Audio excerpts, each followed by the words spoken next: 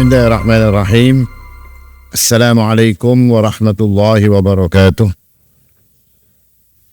Alhamdulillah, nahmaduhu wa nasta'inuhu wa nastaghfiruh wa na'udzu billahi min shururi anfusina wa min sayyiati a'malina. Man yahdihillahu fala mudilla lahu wa man yudlil fala hadiya lahu. Wa asyhadu an la ilaha illallah wahdahu la syarika lahu wa asyhadu anna Muhammadan 'abduhu wa rasuluh. Allahumma salli wa sallim wa barik ala nabiyyina Muhammadin wa ala alihi wa sahbihi wa sallama tasliman mazida. Wa ba'du, ikhwani wa akhwati fid din, azzakumullah. Bapak Ibu sekalian, jamaah salat subuh Masjid Ar-Rahmah yang dimuliakan oleh Allah Subhanahu wa taala. Alhamdulillah, kembali kita bersyukur kepada Allah Subhanahu wa taala atas karunia-Nya lah kita kembali berada di tempat yang mulia ini. Mudah-mudahan ini akan jadi sebab Allah Subhanahu wa taala memberikan kebaikan kepada kita, menguatkan hidayahnya kepada diri-diri kita, dan juga memberikan kemudahan pertolongan kepada diri kita untuk bisa istiqamah di atas agama Allah Subhanahu wa taala. Amin ya rabbal alamin. Ikhwani wa akhwati fid din, azzakumullah, kita lanjutkan kajian kita masih dalam bab Kitabus Salam, kitab tentang salam. Nah, kita sekarang berada di hadis tentang tahrimu ibtida'ina al-kafir bis-salam, tahrimu ibtida'ina al-kafir bis-salam wa kaifiyati raddi alaihim. Bab tentang haramnya memulai salam kepada orang kafir dan bagaimana seandainya mereka mengucapkan salam, lalu cara untuk menjawab salam mereka. Nah, dalam bab ini Al-Imam An-Nawawi rahimahullahu ta'ala menyebutkan beberapa hadis. Di antaranya hadis dari Abu Hurairah, anna Rasulullah sallallahu alaihi wasallam qala, la tabda'ul yahuda walan nasara bis salam, fa idza laqitum ahadahum fi tariqin fattarruhu ila adyaqih. Janganlah kalian memulai untuk orang Yahudi dan Nasrani itu dengan kalimat salam. Kalau kalian bertemu dengan mereka di satu jalan, maka desaklah mereka kepada yang tempat paling sempit. Ini hadis yang dikatakan oleh Abu Hurairah dan diriwayatkan oleh Imam Muslim. Hadis yang kedua yang dikatakan oleh Imam An-Nawawi, idza sallama alaikum ahlul kitabi faqulu wa alaikum. Kalau ahli kitab, yakni Yahudi dan Nasrani, mengucapkan salam kepada kalian, maka kata Nabi SAW, jawab dengan kalimat wa alaikum.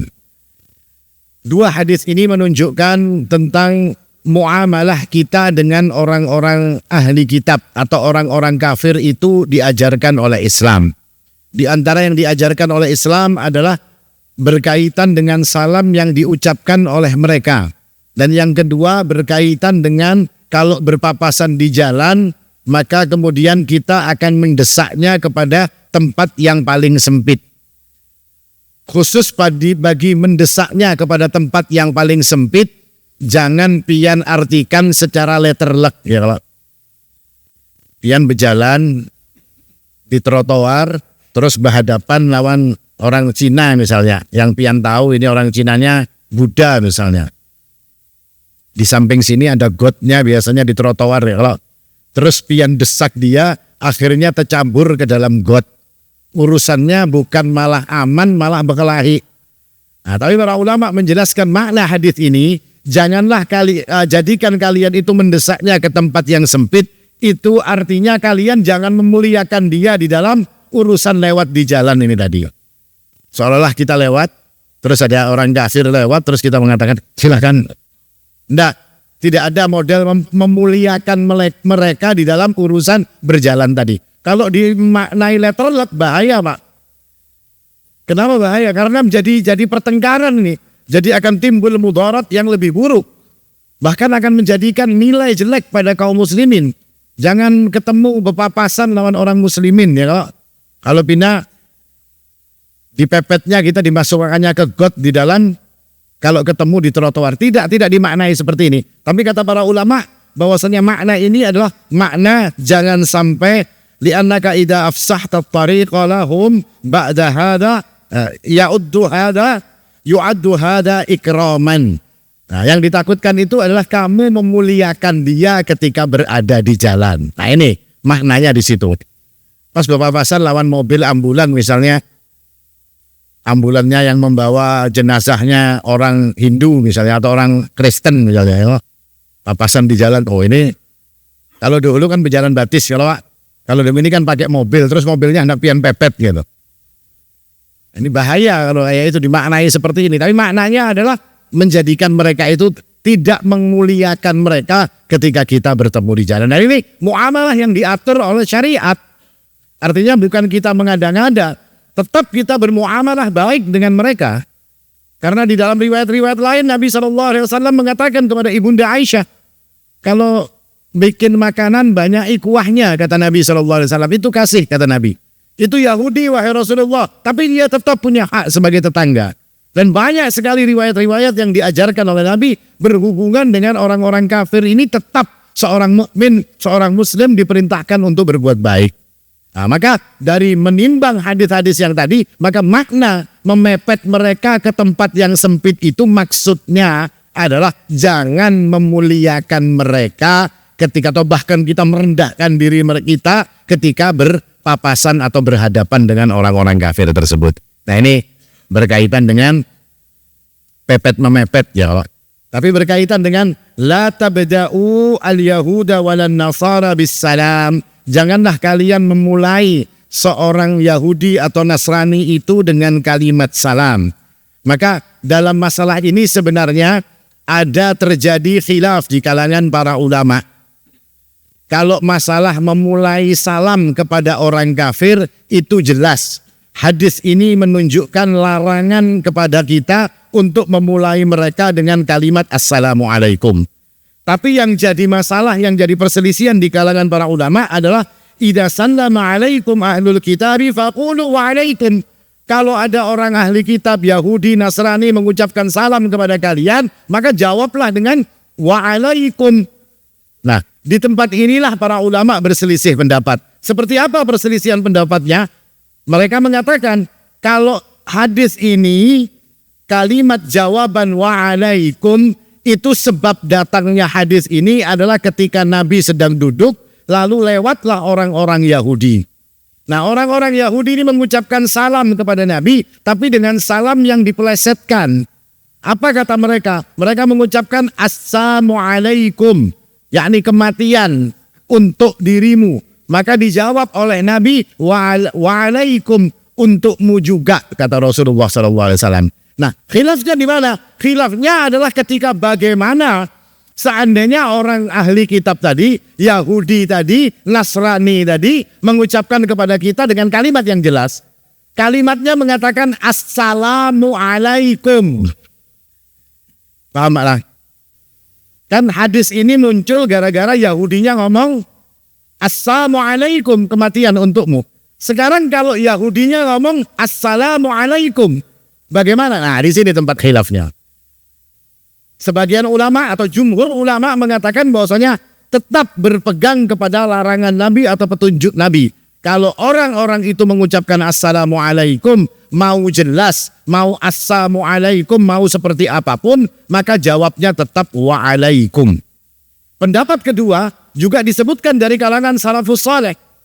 Kalau salam yang diucapkan itu jelas dan kalimatnya adalah assalamualaikum jelas, maka kata mereka dijawab dengan waalaikumsalam. Tapi nggak boleh pakai warahmatullah wabarakatuh. Kenapa?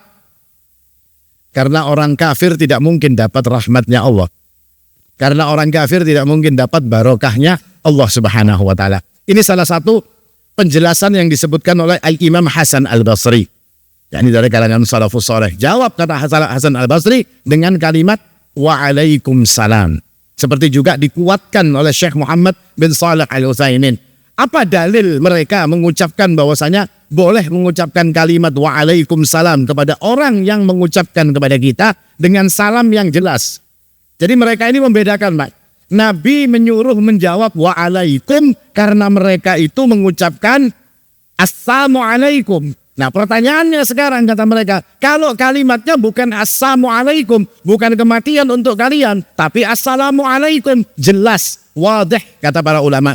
Maka kata Syekh Muhammad bin Shalih Al-Utsaimin bahwasanya Walihada qala ba'dul ulama idza qala al-kafir, kalau orang kafir itu mengatakan assalamu alayka billamil wadihah, dengan kalimatnya yang jelas ini lamnya. Faqul, kata Ibnu Utsaimin, faqul alaikas salam atau waalaikumsalam, sama dengan alaikas salam. Ini kata Syekh Muhammad bin Shalih Al-Utsaimin. Apa alasannya? Lianna zalal amr alladhi bana alaihi Rasulullah sallallahu alaihi wasallam. Faqulu wa alaikum kama bil hadits Ibnu Umar. Dan perkataan wa alaikum, kata Syekh Muhammad, ini dengan sebab mereka mengatakan assalamu alaikum. Tetapi ketika mereka mengatakan fa idza sallamu faqulu wa alaikum wa hadha illatun wadih. Sebab, kata Ibnu Utsaimin, jawaban wa alaikum itu karena mereka mengucapkan assalamu alaikum. Tapi kalau orang kafir itu, ahli kitab itu mengatakan assalam, saraha, jelas kalimatnya bukan assam, tapi assalam. Kata fanaqulu, kata Syekh Muhammad bin Shalih Al-Utsaimin, fanaqulu, maka kita akan menjawabnya waalaikumsalam. Lianna aqwaman nasi bil adli humul muslimun. Karena orang yang paling adil itu adalah kaum muslimin. Kenapa bisa seperti itu? Karena ayat yang mengatakan faida huyyitum bitahiyyatin fahayyu bi ahsana minha aw rudduha. Kalau engkau dikasih tahiyyah, penghormatan oleh seseorang, maka balaslah penghormatan tersebut. Berdasarkan keumuman ayat ini, maka sebagian ulama tadi mengatakan jawabannya sama dengan apa yang mereka katakan. Nah, ini salah satu pendapat. Tapi jumhur ulama, kebanyakan ulama mengatakan bahwasanya kalau ahli kitab mengucapkan assalamualaikum, jawabnya adalah waalaikum. Mau assalamualaikum, mau assalamualaikum, mau apapun salamnya, jumhur mengatakan jawabnya waalaikum. Tapi ini salah satu pendapat dari kalangan juga salafus saleh. Bahkan sahabat yang mulia Ibnu Mas'ud radhiyallahu anhu, beliau mengatakan seandainya, kata beliau, Fir'aun itu mengucapkan, nah ini kata beliau begini, seperti ini Pak. Lau qala li fir'aunu khaira la radittu alaihi mithlah. Kalau Fir'aun itu ngomong baik kepada saya, kata Ibnu Mas'ud, saya akan jawab dengan yang sama baiknya dengan dia. Kemudian diriwayatkan juga bahwasanya sahabat Nabi Shallallahu Alaihi Wasallam, bahwasanya beliau Ibnu Mas'ud ini pernah melakukan safar bersama ahli kitab, dengan orang-orang Yahudi, dengan orang-orang Nasrani, melakukan safar. Setelah pulang dari safar, terus mau pulang, mau berpisah dari tempatnya tadi, maka kemudian Ibnu Mas'ud mengatakan kepada mereka, assalamualaikum. Ya kan? Lalu ditegur Ibnu Mas'ud ini kepada, ditegur oleh orang-orang yang mendengarnya. Atusallimu ala haula'il kuffar. Wahai Ibnu Mas'ud, apakah engkau mengucapkan salam kepada orang-orang kafir tersebut? Lalu Ibnu Mas'ud pun mengatakan kepada orang-orang itu tadi, faqala na'am, iya, saya mengucapkan salam kepada mereka. Kenapa? Karena kata Ibnu Mas'ud, na'am, sahibuni walis sohbati haqqun.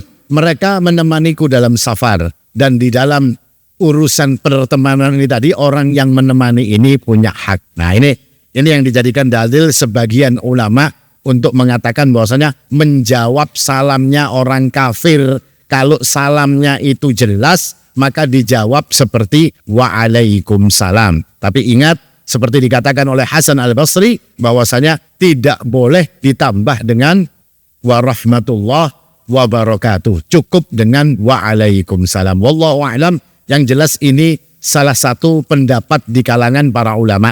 Artinya jumhur ulama benar, seperti hari ini yang mungkin kita semua yakini bahwasanya kalau orang kafir yang mengucapkan salam, jawabnya cukup assalamualaikum.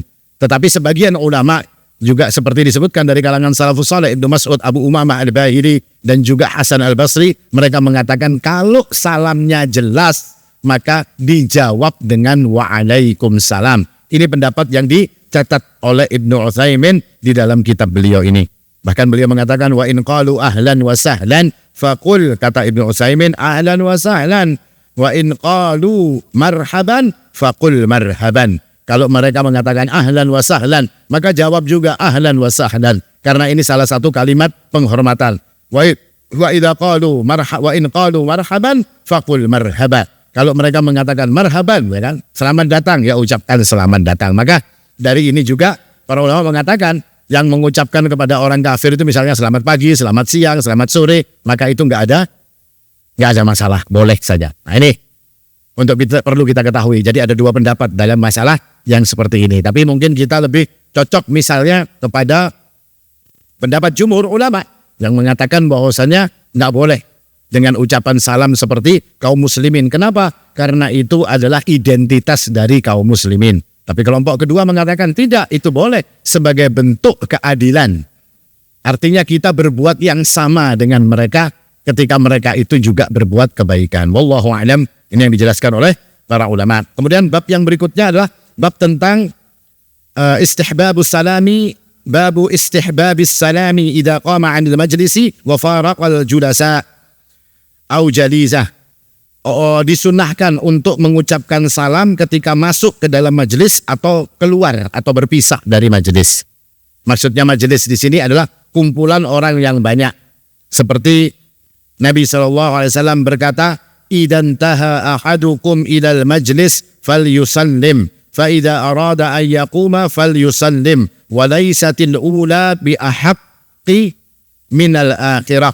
Kalau kamu itu masuk ke dalam satu majelis, maka ucapkan salam. Artinya kalau masuk ke satu tempat yang banyak orang di sana, ucapkan salam. Kalau kamu keluar dari tempat itu, ucapkan salam. Dan tidaklah yang pertama lebih baik daripada yang terakhir. Maksudnya salam ketika datang dengan salam ketika kita keluar dari majelis tersebut, tidaklah salah satunya lebih baik. Dua-duanya sama-sama baiknya. Nah ini mengajarkan kepada kita, ketika kita itu masuk ke dalam kumpulan, masuk ke dalam satu majelis, maka salah satu sunnah yang diajarkan oleh Nabi SAW adalah mengucapkan salam. Demikian pula ketika kita keluar, berpisah dari satu majelis, seperti tadi yang dilakukan oleh Ibnu Mas'ud, berpisah dari kelompoknya, beliau mengucapkan salam. Ini salah satu sunnah yang diajarkan oleh Rasulullah SAW. Kenapa seperti itu? Karena ini adalah bentuk syiar dan bentuk penghormatan seorang muslim kepada muslim yang lainnya. Lalu kemudian Syekh Muhammad bin Shalih Al-Utsaimin juga menyebutkan, menyinggung dalam masalah ini tentang penghormatan. Artinya suatu perbuatan yang dilakukan sebagai bentuk penghormatan. Beliau memberikan contoh, kata beliau, wa idza dakhala Makkah li umrah awil hajj bada'a bit-tawaf wa idza faraqa Makkah wa kharaja khutima bit-tawaf, ya kan? Kalau orang itu masuk kota Mekah karena umrah atau karena haji, yang pertama kali dilakukan adalah, kalau masuk Mekah pertama kali apa, Pak? Belanja. Apa? Tawaf. Kalau keluar dari Mekah juga tawaf. Nah ini contoh yang diberikan oleh Syekh Muhammad, bentuk penghormatan ketika seseorang itu masuk dan seseorang itu keluar. Nah beliau memberikan contoh tentang tawaf. Artinya sebagian ulama mengatakan bahwasanya tawaf di saat haji itu tawaf masuknya adalah tawaf pertama kali, tawaf kudum namanya. Tawaf ketika mereka datang. Itu juga ada yang namanya tawaf apa, Pak? Apa, Bib? Kalau Anda keluar dari Mekah, tawaf apa namanya? Tawaf wada.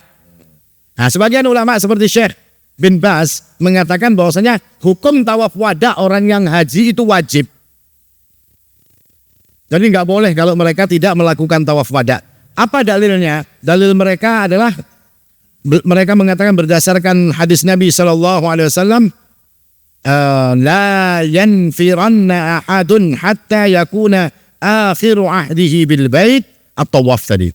Dan janganlah seseorang itu, kata Nabi SAW, meninggalkan kota Mekah sampai yang pertama atau yang terakhir dia lakukan adalah tawaf di Baitullah. Ini tawaf berkaitan dengan orang haji. Artinya kalau mau pulang keluar dari tempat tersebut mau pulang, mau balik lagi ke Indonesia, atau mau ke Madinah, atau mau meninggalkan, pokoknya intinya meninggalkan kota Mekah, nang kada bebulik lagi, maka mereka ini akan diwajibkan, seperti dikatakan oleh Syekh bin Baz, untuk melakukan tawaf wada. Nah, yang jadi masalah sekarang, yang jadi permasalahan di kalangan orang-orang yang melakukan ibadah umrah, apakah ibadah umrah juga diperlukan untuk tawaf wada? Kayak biasanya yang umrah, Anda keluar semalam disuruh tawaf wada lah, tawaf wada juara. Tapi ada sebagian orang mengatakan tidak, tawaf wada itu hanya untuk haji. Tapi tidak, kata para ulama. Meskipun tawaf wada di dalam masalah umrah itu tidak wajib seperti haji, tapi kata mereka adalah sesuatu yang disunnahkan, sesuatu yang disukai. Kenapa? Karena itu salah satu bentuk dari menjalankan keumuman hadis yang dikatakan oleh Nabi SAW. Janganlah kalian keluar berpisah dengan kota Makkah kecuali, kata Nabi SAW, akhir daripada perbuatan yang engkau lakukan adalah tawaf min bait. Engkau melakukan tawaf di Baitullah. Nah, berdasarkan keumuman hadis ini, maka para ulama mengatakan tidak, kata mereka. Tetap disunnahkan pula untuk orang yang umrah melakukan tawaf wada berdasarkan keumuman hadis tersebut. Nah, ini juga disebutkan oleh banyak ulama. Artinya banyak ulama mengatakan ini fahasanun, kata mereka. Ini baik, kata mereka. Ketika mereka melakukan yang seperti ini, meskipun bukan seperti wajib sebagaimana dikatakan oleh bin Baz ketika orang itu melakukan ibadah haji. Artinya tawaf wada untuk orang haji hukumnya wajib, tapi tawaf wada untuk orang yang berumrah hukumnya itu boleh. Artinya sesuatu yang boleh. Dasarnya keumuman hadis Nabi SAW bahwasanya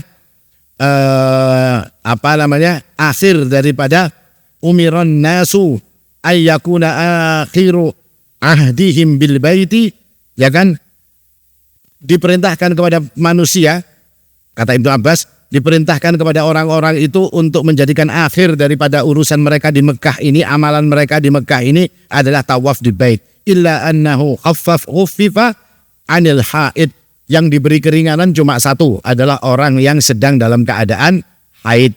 Maka nggak perlu dia untuk melakukan tawaf wada. Nah, ini kira-kira yang dijelaskan oleh Syekh Muhammad bin Shalih Al-Utsaimin dalam kitab beliau ini. Ini kira-kira dulu yang bisa saya sampaikan.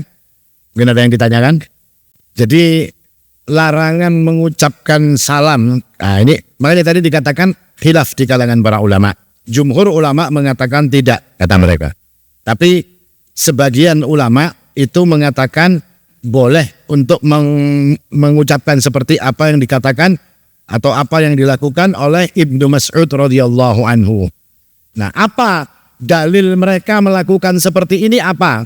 Nah, karena yang pertama, orang-orang Yahudi dulu, kalau bicara ahli kitab di zaman Nabi itu maksudnya kebanyakan Yahudi, Pak. Kenapa kok dikatakan maksudnya kebanyakan Yahudi? Karena di Madinah itu kayaknya ada orang Nasrani. Orang Nasrani itu nanti tempatnya di Najran, di dekat Yaman sana. Itu tempatnya orang Nasrani. Kalau di Madinah itu banyak orang Yahudi. Nah, Yahudi ini kenapa tidak boleh mengucapkan salam, memulai salam kepada mereka? Karena orang-orang Yahudi ini permusuhannya jelas. Sehingga mereka nggak mungkin untuk mengatakan kesalam atau kebaikan kepada kita. Kalau kita memulai salam misalnya kepada mereka, Assalamualaikum, dia akan mengatakan Waalaikumsalam, kata dia. Nah, ini satu pendapat, malah pendapat dari kalangan para ulama yang mengatakan seperti itu. Ini yang dipegang oleh Ibnu Mas'ud.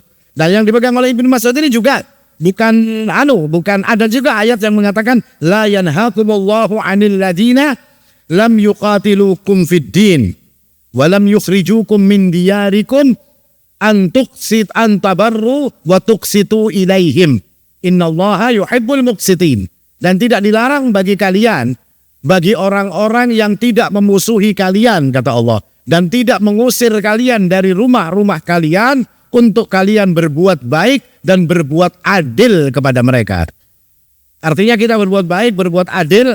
Wallahu yuhibbul muqsitin. Allah menyukai orang-orang yang berbuat baik. Nah, dari ayat inilah yang diambil menjadi dasar hukum oleh kalangan salafus saleh tadi, bahwasanya mereka melakukan yang itu.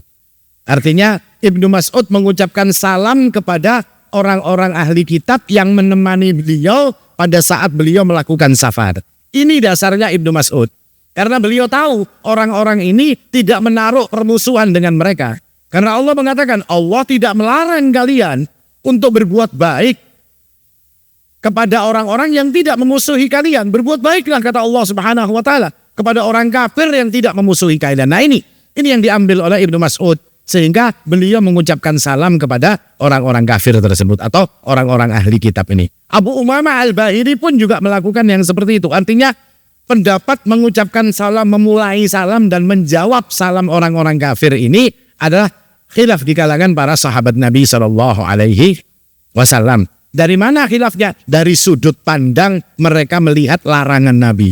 Artinya Nabi melarang itu karena orang Yahudi itu selalu mengucapkan kematian untukmu. Assalamualaikum. Kalau dijawab seperti ini, jawabannya kayak ini. Nah maka illah atau sebab hukum ini keluar karena orang Yahudi itu mengucapkan yang seperti itu, doa keburukan.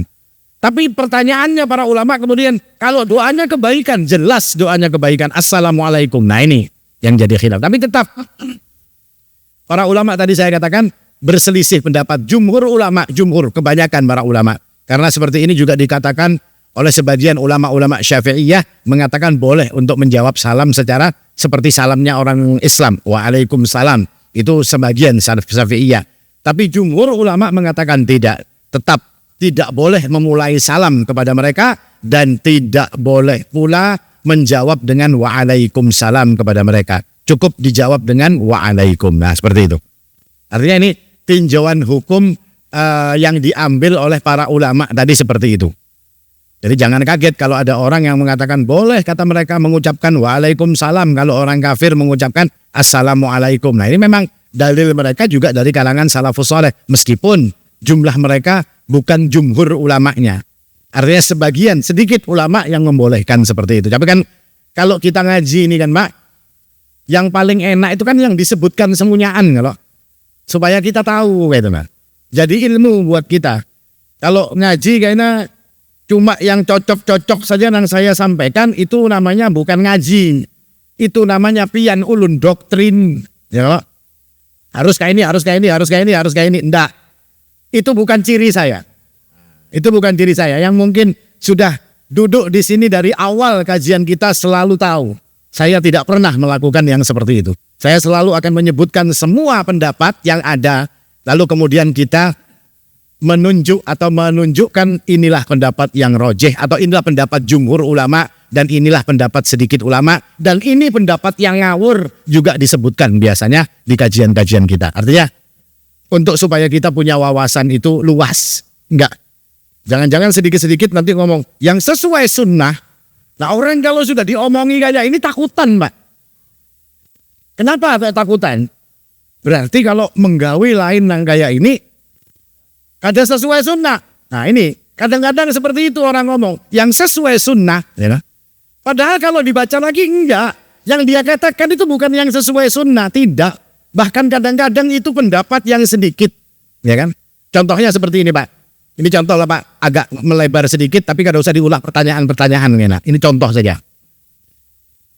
Orang haid masuk ke dalam masjid. 4 madhab mengatakan tidak boleh.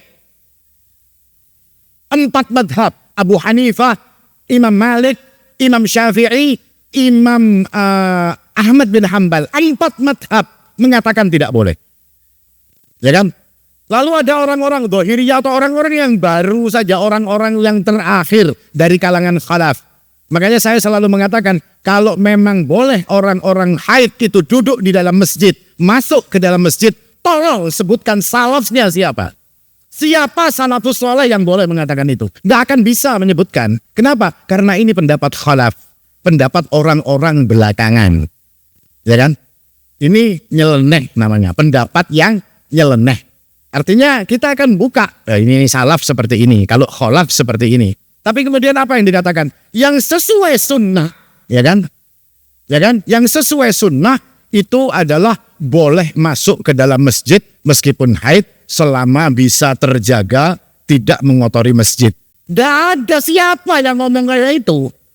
Terus orang yang diomongi kayak itu takutan. Oh, sesuai sunnah. Lah terus omongannya Abu Hanifah, omongannya Malik, omongannya Syafi'i, omongannya omongannya Imam Ahmad bin Hanbal, bid'ah semua. Ente yang bid'ah, bukan imam itu yang bid'ah, tapi kamu yang melakukan bid'ah. Kenapa? Karena mereka salafus saleh. Nggak pernah mereka mengatakan yang seperti itu. Tapi kita kemudian didoktrin dengan kalimat yang sesuai sunnah, yang sahih dalam masalah ini. Sahih dari mana? Nah ini contoh aja malah.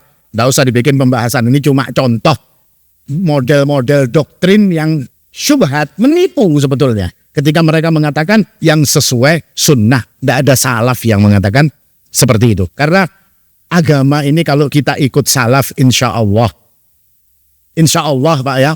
Kalau sudah ada salafus salehnya mengikuti para imam yang ada, insya Allah yang kita jalankan ini mendapatkan kebaikan. Insya Allah mendapatkan keberkahan. Itu kira-kira yang bisa ulun jelaskan dalam masalah ini. Mungkin ada pertanyaan lain? Cukup? Utama itu melakukan sholat sunnah tadi atau tawaf. Nah, utamanya di masjid itu kita melakukan sholat sunnah. Khusus di Ka'bah, yang utama itu bukan sholat sunnah. Yang utama adalah tawaf. Misalnya kita ada waktu untuk melakukan tawaf, disuruh milih. Yang kita pilih yang mana? Ya tawaf. Bahkan Nabi SAW itu ketika ingin masuk ke kota Makkah dan dilarang untuk masuk ke kota Makkah, lalu Sayyidina Utsman yang diutus ke dalam. Lalu orang-orang kafir itu mengatakan, Utsman kalau mau tawaf silahkan. Karena apa? Model penghormatan kita kepada tanah Mekah, Baitullah, yaitu dengan tawaf, bukan dengan sholat sunnah. Seperti itu. Jadi kalau kita waktunya untuk tawaf, ya tawaf aja. Tidak ada masalah. Artinya itu lebih utama ketika kita melakukan tawaf di dalam rumah Allah, Baitullah, Baitul Haram. Ya, tawaf wada itu kan kalau orang melakukan haji, itu kata Syekh bin Baz wajib hukumnya. Tapi kalau orang melakukan umroh, itu tidak wajib, kata para ulama. Artinya tidak wajib itu ya boleh kita melakukannya, boleh untuk tidak melakukannya. Tapi jangan mengatakan orang yang tawaf wada, karena saya pernah mendengar kalau umroh nggak ada tawaf wada itu. Tawaf wada itu hanya untuk haji. Tapi kalau berdasarkan keumuman hadis, yang mau berpisah dari kota Mekah itu tawaf dulu. Ini berdasarkan keumuman hadis-hadis Nabi SAW. Jadi kalau kita misalnya nggak mau tawaf wada, ya nggak apa-apa, bukan wajib. Tapi alangkah sayangnya kalau berdasarkan keumuman hadis kita keluar dari kota Mekah tidak melaksanakan tawaf wada. Seperti itu.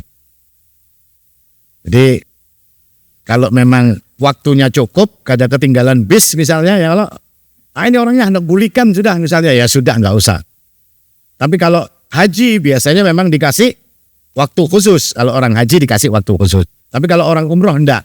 Ya bisa-bisa kita. Kalau hendak bulik ya sudah berdahulu. Kalau misalnya ini kayak apa? Kalau hendak tawaf wada dulu ditinggal oleh rombongan, ya sudah. Dia numpat rombongan aja. Karena hukumnya bukanlah sesuatu yang wajib. Ini seperti itu nih. Cukup Pak ya? Mudah-mudahan bermanfaat. Aku qouli hadza wal haqqu 'indallah subhanakallahumma bihamdik asyhadu an la ilaha illa anta astaghfiruka wa atubu ilaik. Assalamualaikum warahmatullahi wabarakatuh.